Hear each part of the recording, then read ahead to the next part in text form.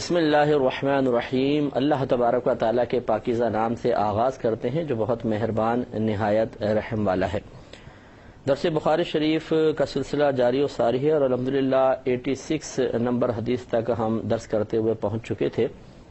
پچھلے پروگرام میں یہ 86ویں حدیث پاک آپ کی خدمت میں عرض کی تھی، جس کا خلاصہ ایک دفعہ پھر عرض کر دیتا ہوں اور پھر جو کچھ اس سے نکات حاصل ہو رہے ہیں اس پر انشاءاللہ تبصرہ کیا جائے گا۔ بی بی اسماء رضی اللہ تعالی عنہا جو سیدہ عائشہ صدیقہ رضی اللہ تعالی عنہا کی بہن ہیں، ابو بکر صدیق رضی اللہ تعالی عنہ کی صاحبزادی ہیں، یہ راویہ ہیں۔ یہ کہتی ہیں کہ ایک مرتبہ میں سیدہ عائشہ صدیقہ رضی اللہ تعالی عنہا کے حجرے میں داخل ہوئی اور اس وقت سورج گرہن تھا اور آپ نماز پڑھ رہی تھیں۔ نبی کریم صلی اللہ علیہ وسلم صحابہ کرام کو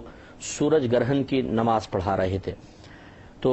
یہ کہتی ہیں کہ میں نے پوچھا کہ کیا یہ لوگ نماز پڑھ رہے ہیں؟ سیدہ عائشہ صدیقہ رضی اللہ تعالی عنہا نے اشارے سے بتایا کہ ہاں۔ پھر میں نے پوچھا کہ وجہ کیا ہے تو انہوں نے اشارہ کیا کہ سورج گرہن کی وجہ سے۔ پھر یہ خود کہتی ہیں کہ میں نماز پڑھنا میں بھی شروع ہو گئی اور اتنی شدید گرمی تھی کہ مجھے لگتا تھا کہ میں بے ہوش ہو جاؤں گی، تو میں پانی اپنے سر پر ڈالنے لگی۔ پھر کہتی ہیں کہ جب نبی کریم صلی اللہ علیہ وسلم نماز سے فارغ ہوئے تو آپ نے صحابہ کرام علیہم رضوان سے ایک خطاب فرمایا جس کی ابتدا اللہ تبارک و تعالی کی حمد و ثنا سے فرمائی، اور پھر یہ جملہ ارشاد فرمایا کہ ما من شیء لم اکن اریتہ الا رأیتہ فی مقام حتی الجنۃ والنار۔ نبی کریم صلی اللہ علیہ وسلم نے فرمایا کہ کوئی بھی ایسی شے نہیں تھی کہ جس کو میں نے پہلے نہ دیکھا ہو، مگر مجھے اس جگہ سے وہ شے دکھا دی گئی، حتیٰ کہ جنت اور دوزخ۔ اس کے بعد یہ فرماتی ہیں کہ پھر نبی کریم صلی اللہ علیہ وسلم نے فرمایا کہ تم کو قبر میں اسی طرح فتنے میں مبتلا کیے جاؤ گے جیسے مسیح دجال کے فتنے میں مبتلا کیے جاؤ گے۔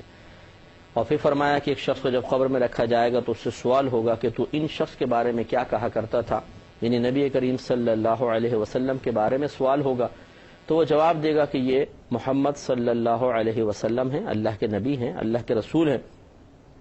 تو وہ جواب میں فرشتے کہیں گے کہ ہمیں معلوم تھا کہ تم یہی کہو گے، اور پھر اس سے کہا جائے گا کہ تو اپنے اعمال سے نفع اٹھاتے ہوئے سو جا۔ اور پھر سرکار فرماتے ہیں کہ پھر جو منافق ہوگا یا شک کرنے والا ہوگا اس سے یہی سوال ہوگا تو وہ جواب میں کہے گا کہ مجھے تو نہیں معلوم، جو لوگ کہا کرتے تھے میں تو ویسے ہی کہا کرتا تھا۔ تو یہ ایک حدیث ہے بخاری کی جس کے اندر بہت سارے نکات ہیں۔ ہم نے کچھ پہ گفتگو کی تھی اور اب ہم ادھر بات کر رہے تھے کہ نبی کریم صلی اللہ علیہ وسلم نے ارشاد فرمایا کہ مجھے میرے اس مقام پر رہتے رہتے اللہ تبارک و تعالی نے ہر اس چیز کو دکھا دیا جس کو میں نے پہلے نہیں دیکھا تھا، حتیٰ کہ جنت اور دوزخ کو بھی دکھا دیا۔ اس سے دو باتیں معلوم ہوئی، یا یہ کہہ لیں کہ دو جہت سے نبی کریم صلی اللہ علیہ وسلم کے فضل و کمال کی طرف واضح اشارہ ہوا۔ ایک تو یہ کہ سرکار کا یہ فرمانا کہ جو بھی شے میں نے آج سے پہلے نہیں دیکھی تھی اللہ تبارک و تعالی نے مجھے وہ شے دکھا دی۔ اس سے آپ کے علم غیب کی طرف اشارہ ہوتا ہے، کیونکہ جو چیزیں آپ کو نہیں دکھائی گئی تھیں اس میں بہت سارے غیوب بھی تھے۔ حتیٰ کہ عمدۃ القاری میں علامہ بدر الدین عینی رحمۃ اللہ علیہ اسی حدیث کی شرح کرتے ہوئے لکھتے ہیں کہ جو چیزیں آپ نے نہیں دیکھی تھیں ان میں اللہ تبارک و تعالی بھی ہے، تو آپ نے اللہ تبارک و تعالی کو بھی ملاحظہ فرمایا۔ اب اس میں ایک سوال ہو سکتا ہے کہ سفر معراج تو اس سے پہلے ہوا تھا، تو کیا نبی کریم صلی اللہ علیہ وسلم کو سفر معراج میں اللہ تبارک و تعالی کی چشمان ظاہری سے زیارت نہیں ہوئی تھی؟ تو وہ ایک یقیناً مختلف مسئلہ ہے، اور اکثر لیکن علماء جمہور اسی طرف ہیں کہ اس رات بھی نبی کریم صلی اللہ علیہ وسلم نے اللہ تبارک و تعالی کی اپنی ظاہری آنکھوں سے زیارت کی تھی، اور اس میں بھی ایک اشارہ مل گیا۔ تو یہ نبی کریم صلی اللہ علیہ وسلم بعض اوقات ہوتا ہے، اسلوب کلام ایسے ہوتا ہے کہ یہ آپ کے کہنے کا مقصد نہیں تھا کہ جتنی چیزیں ابھی دکھائی گئیں اس سے پہلے میں نے ان کو نہیں دیکھا تھا، کیونکہ جنت اور دوزخ بھی تو آپ کو دکھا دی گئی تھی سفر معراج پر۔ تو کہنے کا مطلب سرکار صلی اللہ علیہ وسلم کا یہی تھا کہ جتنی آج سے پہلے نہیں دکھائی گئی تھیں وہ بھی، اور جو دکھا دی گئی تھیں انہیں بھی دوبارہ دکھا دیا گیا۔ اگر ہم یہ مفہوم لے لیں کہ گویا کہ سرکاری فرمانیں جو پہلے دکھا دی گئیں وہ تو دکھا دی گئیں، اور جو نہیں دکھائی گئی تھیں وہ آج وہ بھی دکھا دی گئیں، تو پھر اس سے معلوم ہوگا کہ آپ کو ہر وہ شے دکھا دی گئی کہ جو آپ سے مطلب پوشیدہ تھی اور آپ کے سامنے ظاہر نہیں ہوئی تھی۔ لاسٹ پروگرام میں اسی لیے لفظ شے کے اوپر میں نے کلام کرنا چاہا تھا، ابھی وقت ختم ہو گیا تھا، اور ہم آپ کو بتا رہے تھے کہ لفظ شے کے دو معانی ہیں۔ ایک معنی تو ہوتا ہے موجود، یعنی شے بمانے موجود۔ اس معنی کے اعتبار سے آپ اللہ تبارک و تعالیٰ کو بھی شے کہہ سکتے ہیں کیونکہ اللہ تعالیٰ بھی موجود ہے۔ اور ایک شے کا معنی ہوتا ہے اس چیز کو کہتے ہیں کہ جسے اللہ تبارک و تعالیٰ نے پیدا فرمایا، وہ ہے شے۔ یعنی جو بھی چیز پیدا ہوتی ہے، جس کے پیدائش کا کوئی دوسرا سبب بنتا ہے، اسے شے کہتے ہیں۔ اس اعتبار سے اللہ تبارک و تعالیٰ پہ لفظ شے کا اطلاق نہیں ہو سکتا، کیونکہ اللہ تعالیٰ کو کسی نے پیدا نہیں کیا، کسی نے نہیں بنایا۔ کیونکہ اب ہم یہ معنی لے رہے ہیں کہ شے وہ چیز ہوتی ہے جس کو پیدا کیا ہو یا اس کی پیدائش کا کوئی دوسری چیز سبب بنی ہو۔ تو اللہ تبارک و تعالیٰ تو تمام عالم کے وجود کا سبب ہے، لیکن خود اللہ تبارک و تعالیٰ کے وجود مسعود کا کوئی سبب نہیں ہے۔ اس معنی کے اعتبار سے اللہ تعالیٰ کو لفظ شے نہیں کہہ سکتے ہیں، اور اسی معنی کے اعتبار سے فقہا نے لکھا کہ جس نے اللہ تبارک و تعالیٰ کو شے کہا وہ کافر ہو جائے گا۔ وجہ اس کی یہی ہے کہ اگر کوئی مخلوق کا اعتبار کرتے ہوئے کہ شے بمانے مخلوق، یعنی شے اسے کہتے ہیں جس کو پیدا کیا گیا، اس معنی کے اعتبار سے اللہ تعالیٰ کو کہے گا تو گویا کہ وہ اللہ تعالیٰ کو بھی مخلوق کہہ رہا ہے، اور ہر مخلوق کا کوئی نہ کوئی خالق بھی ہوتا ہے۔ اس اعتبار سے معاذ اللہ ثم معاذ اللہ، اللہ تعالیٰ کا کوئی خالق بھی ہوگا، اور اسی سے اللہ تعالیٰ کے ازلی ہونے کی بھی نفی ہو جائے گی، کیونکہ کوئی شے جب پہلے نہیں ہوتی بعد میں ہمارے سے وجود میں آتی ہے تو وہ ازلی اور قدیم نہیں، تو حالانکہ اللہ تعالیٰ ازلی اور قدیم ہے۔ تو خلاصہ کلام یہ ہے کہ اگر ہم یہ شے کا یہاں پر اس حدیث میں وہ والا معنی لیں شے بمانے موجود، تو پھر اس میں کوئی حرج نہیں ہے کہ یہ دعویٰ بالکل درست ہوگا کہ نبی کریم صلی اللہ علیہ وسلم نے اپنے اسی مقام سے کھڑے کھڑے اللہ کی عطا سے ہر اس شے کو دیکھ لیا جو اس کائنات میں موجود تھی، چاہے وہ آپ کی نگاہوں سے پوشیدہ تھی، آپ کو دکھا دی گئی،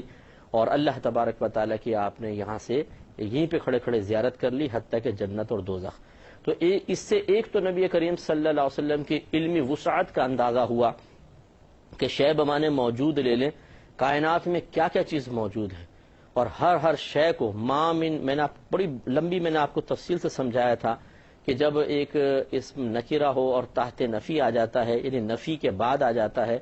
تو وہ لفظ جن جن چیزوں پر بولا جا سکتا ہے وہاں پر وہ تمام چیزیں مراد ہوتی ہیں، یعنی ان تمام چیزوں کا ذکر کرنا گویا کہ مقصود ہوتا ہے۔ تو جب سرکار نے فرمایا ما من شیئن، کہ کوئی بھی شے ایسی نہیں تھی جس کو میں نے پہلے نہ دیکھا ہو مگر وہ مجھے دکھا دی گئی، تو اس کا مطلب ہے ہر موجود چیز آپ کو دکھا دی گئی۔ اور یہ نبی کریم صلی اللہ علیہ وسلم ارشاد فرما رہے ہیں، کوئی جھوٹ کا احتمال تو ہو ہی نہیں سکتا۔ پھر یہ بھی ہو سکتا ہے کہ ایک حقیقت ہوتی ہے، ایک مجاز ہوتا ہے۔ جیسے میں کہوں کہ بھئی جیسے پولیس والے ہوتے ہیں، گھر میں داخل ہوتے ہیں، تلاشی لی تو کہتے ہیں بھئی ہم نے تو گھر کا چپا چھان مارا، ہمیں کچھ نہیں ملا۔ حالانکہ چپا چھاننے کا مطلب تو ایک ایک چیز کو دیکھنا ہے، لیکن بہت سی چیزیں ایسی ہوتی ہیں جس وجہ سے تکیہ ہے اس کو دیکھا، اٹھا کے پھینک دیا، برتن ادھر کر دیا ادھر کر دیا، ہر چیز کو اس طرح صوفے اٹھا کے دیکھ لیے، پھاڑ کے تو نہیں دیکھتے ہیں ہر چیز کو۔ تو صحیح بات تو یہ ہے کہ چپا دیکھنا تو اس وقت ثابت ہو جب ایک ایک چیز کو پھاڑ کر کھول کر اچھی طریقے سے دیکھا جائے، لیکن ہمارے ہاں مجازن بعض اوقات ایسا ہوتا ہے کہ حقیقتاً نہیں، مجازن استعمال کرتے ہوئے اکثر چیزوں کی جیسے تلاشی لے لی تو کہتے ہیں چپا چھان لیا۔ تو اگر اب یہاں پر یہ احتمال ہو سکتا ہے کہ نبی کریم صلی اللہ علیہ وسلم کا یہ فرمان ہے کہ جو چیزیں مجھے نہیں دکھائی گئی تھی یہاں سے میں نے دیکھ لی، تو کہنے والا کہہ سکتا ہے کہ ہو سکتا ہے یہ کلام اپنی حقیقت پر نہ ہو، آپ نے واقعی ذرہ نہیں دیکھا، بلکہ اللہ تبارک و تعالی نے آپ کو چیدہ چند چیزیں دکھا دیں یا اکثر چیزیں دکھا دیں، تو آپ نے جو اکثر چیزیں یعنی زیادہ تعداد میں چیزیں دیکھی، یعنی ان کی تعداد ان سے زیادہ تھی جن کو آپ نے نہیں دیکھا، تو آپ نے کل کو ہی اس میں شامل کر لیا۔ تو اس کا جواب یہ ہے کہ ہاں یہ احتمال تو ہے، لیکن یاد رکھیں کہ اصول یہ ہے کہ جب تک کسی کلام سے حقیقی معنی مراد لینا ممکن ہوتا ہے، مجاز کی طرف نہیں جائیں گے۔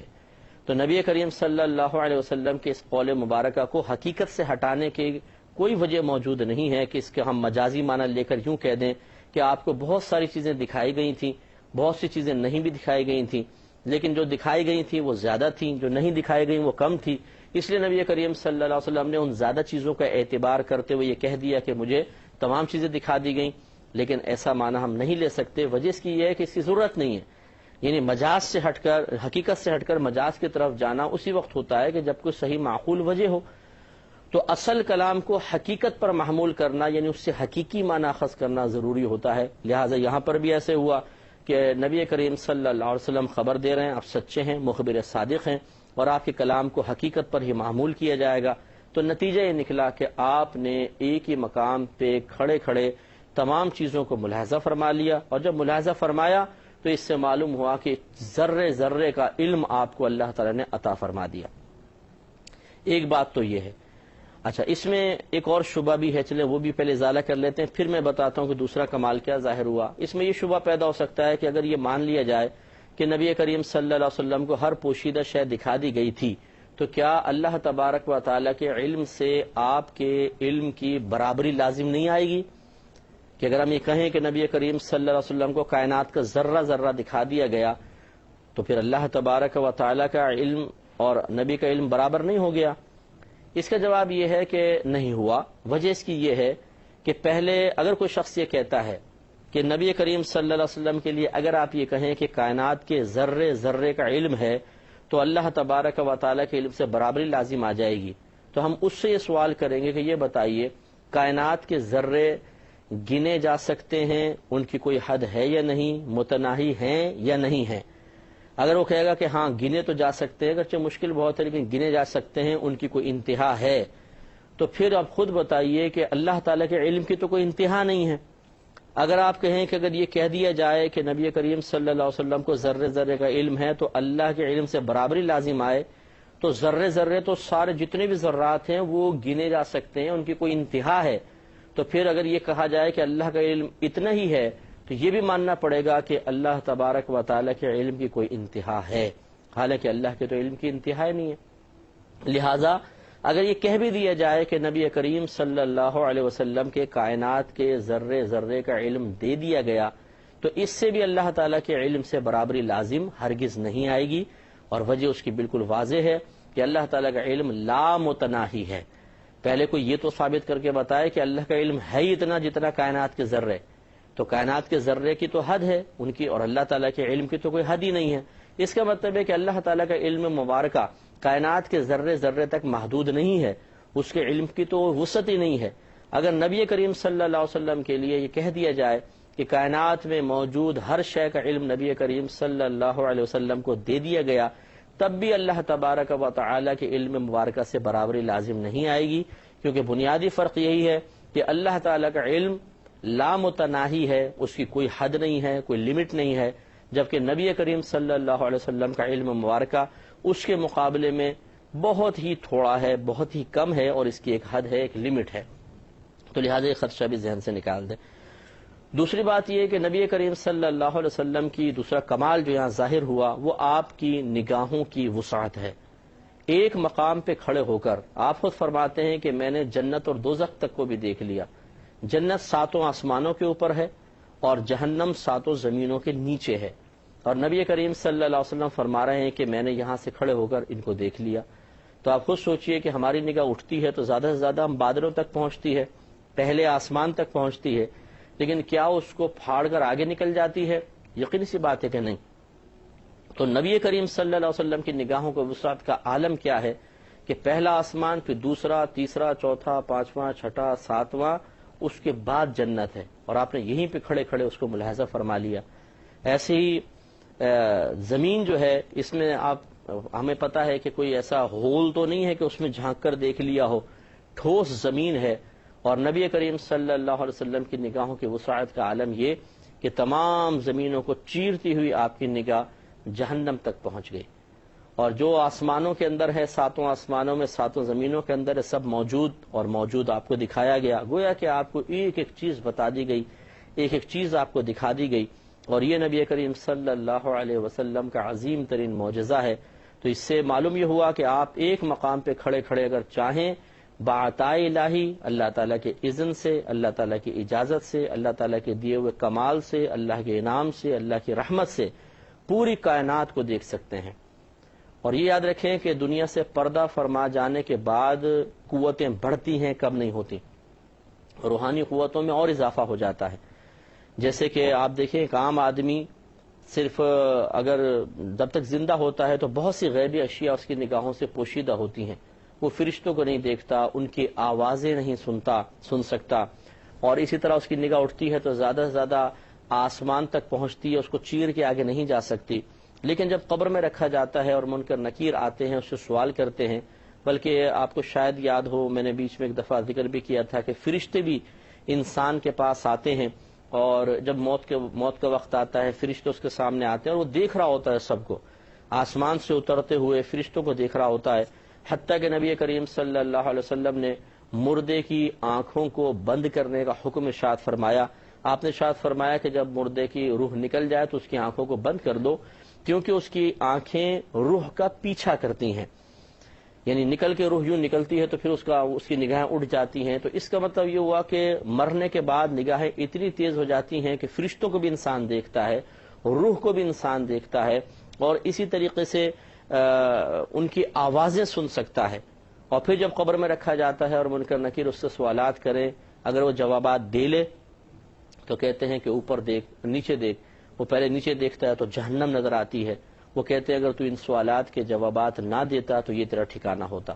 پھر جہنم کو بند کر دیا جاتا ہے اور کہتے ہیں وہ اوپر دیکھ، وہ دیکھتا ہے تو جنت نظر آتی ہے، وہ کہتے ہیں اب یہ تیرا ٹھکانہ ہے، جب تو بروز قیامت اللہ تعالیٰ کی بارگاہ سے فارغ ہوگا تو تجھے یہاں داخل کیا جائے گا۔ پھر جنت سے کھڑکی کھول دی جاتی ہے جس کی خوشبوئیں اور جس کی تر و تازگی وہ قیامت تک محسوس کرتا رہے گا۔ جبکہ منافق یا کافر ہو تو جسٹ اپوزٹ مسئلہ ہوتا ہے کہ پہلے جنت کی کھڑکی کھولی جاتی ہے اور کہا جاتا ہے کہ اگر تو سوالات کے جوابات دے لیتا تو تیرا یہ ٹھکانہ ہوتا، پھر بند کر دی جاتی ہے، اس سے اسے حسرت ہوتی ہے، پچھتاوا ہوتا ہے، تکلیف ہوتی ہے، اور پھر اس کو جہنم کی کھڑکی کھول کر دکھائی جاتی ہے اور کہا جاتا ہے کہ دیکھ اب یہ تیرا ٹھکانہ، اور قیامت تک پھر وہاں کی گرم لپٹیں آتی ہیں۔ معلوم یہ ہوا کہ یہ ایک عام شخص کا تذکرہ ہے، بلکہ یہ تو کافر اور منافق کا تذکرہ ہے کہ وہ بھی مرنے کے بعد فرشتوں کی آوازیں سنتا ہے، ان کو دیکھتا ہے، روح کو دیکھتا ہے، اور نگاہیں اٹھاتا ہے تو ساتوں آسمانوں کے اوپر چلی جاتی ہے، نگاہیں جھکاتا ہے تو جہنم تک دیکھ لیتا ہے۔ تو معلوم ہوا کہ جب روح جسم کی قید سے آزاد ہوتی ہے تو اس کی قوتیں انتہائی درجے کی بڑھ جاتی ہیں۔ تو پھر نبی کریم صلی اللہ علیہ وسلم کے بارے میں کیا خیال ہے کہ آپ کا جب وصال مبارکہ ہوا، آپ کی روح مبارکہ جسد اقدس سے جدا ہوئی تو کس قدر اس کی طاقتوں میں وسعت پیدا ہوئی ہوگی۔ اس پر ایک نفیس کلام میں کرنے لگا ہوں انشاءاللہ، لیکن اس پروگرام میں نہیں کیونکہ وقت بہت ہی قلیل ہے۔ نیکسٹ پروگرام ضرور دیکھیے گا، انشاءاللہ ایک بڑے واضح عقیدے کی طرف میں اشارہ کروں گا۔ اللہ تبارک و تعالی آپ کو پروگرام دیکھنے کی بھی توفیق عطا فرمائے، آمین۔ وآخر دعوانا ان الحمدللہ رب العالمین۔ اے اللہ، اے اللہ